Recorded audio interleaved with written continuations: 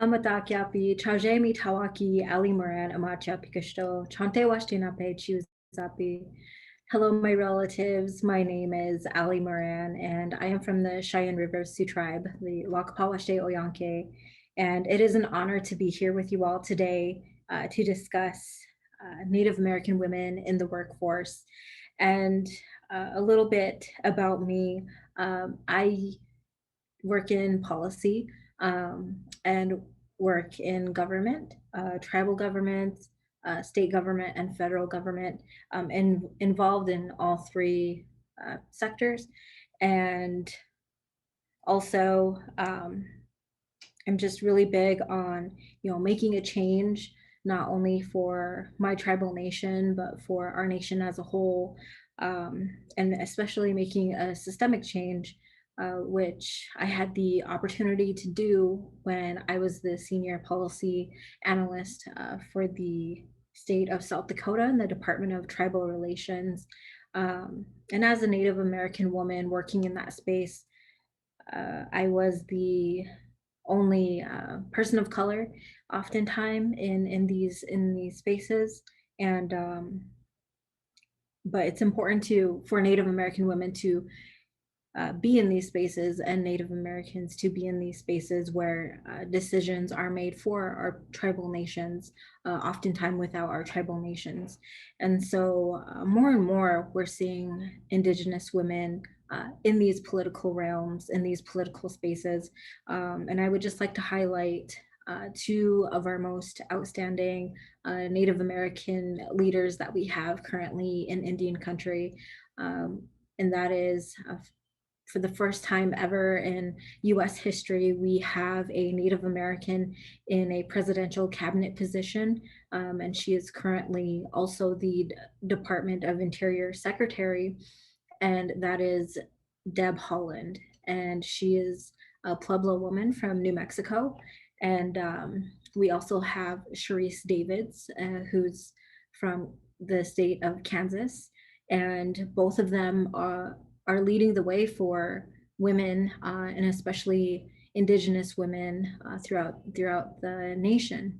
And they're working on things of equality, equal pay, the wage gap that Native American women face even now in 2021. And there's many obstacles that our women have overcome. One of the main ones being, jumping way back to when Christopher Columbus first came to North America. From there into 2021, our people have had to be very resilient and also overcome a lot of adversity. And it's just a historic moment in time for women and Native American women, especially with our two leaders in Congress and in the Department of Interior. And so that's a good thing for our nation, to experience a Native American woman in office. And so also, along with my work and my advocacy work in policy for my tribal nation, passing laws at the tribal level is something that is important and pertinent for our tribal nations to continue to exert our tribal sovereignty. And so even working on equal pay, fair pay at the tribal level is important just as much as it is at the national level for Indigenous tribal women. And so another thing that I would like to bring up is also that Native Women's Equal Pay Day is on October 1st. And I really hope that we could get more of our women and more allies that can help amplify the voices of our Indigenous women and our women in the workforce. And I really hope to see more Indigenous women talk about their experiences in the workforce as well. I've read a lot of books about women in the workforce, and few of the points have resonated with me. However, it isn't meant for me because I am not, a non-native person, and so it's really important to hear the perspective of Native American women and Indigenous women, because we bring a unique style of leadership to the table, and we bring a unique voice to the table as well, and bring unique skills to the workforce. And so really quickly, I just wanted to share a quick fact about Native American women in the workforce. So this article is from cnbc.com, and it is titled Nearly 3 in 10 Native American Women Work a Frontline Job, but they're far from receiving equal pay. And there's a little section that I highlighted in this article, and it says, in fact, Native American women on average are paid approximately 60 cents for every dollar earned by white non-Hispanic men, with women from some tribes, such as the Yaqui, making less than 50% of what their white male peers make. And this means that in order to earn the same amount white men earned the previous calendar year, the average Native American woman has to work and 10 additional months into the new year before equal pay is reached on October 1st.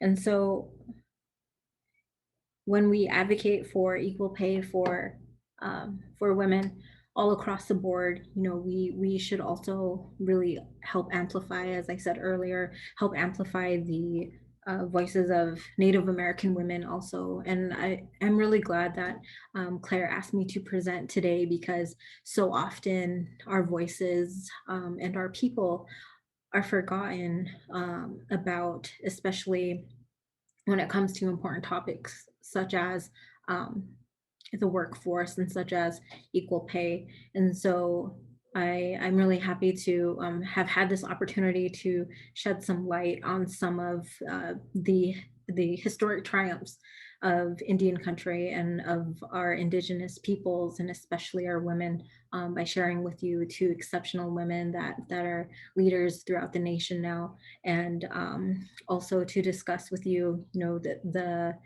equality that we are still fighting for to this day as the first peoples of our country, of our nation. And so if there's one thing that I would like for you all to leave with from hearing my presentation, is just that, Native American women, we are hard workers, and it's within our DNA. And oftentimes I always say that, I'm working hard today for a stronger 7 generations, and that's just our way of thinking. We're always thinking 7 generations ahead.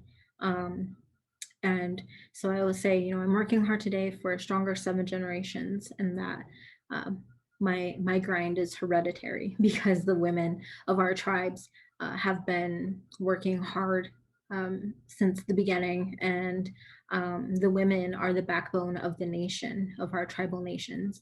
And that's a message that I would like to share with you all today, is that never forget how powerful you are as a woman, and together in sisterhood, we are very powerful, and we are the backbone of the nation. And so I hope that you all have learned something new today. And also, please continue to advocate for women, and especially women of color and Indigenous women as well. So Lila Wopila Tanka Achiche, thank you all so much for your time, and I hope you have a great rest of your day. Doksha Ake Wachian Kinkte.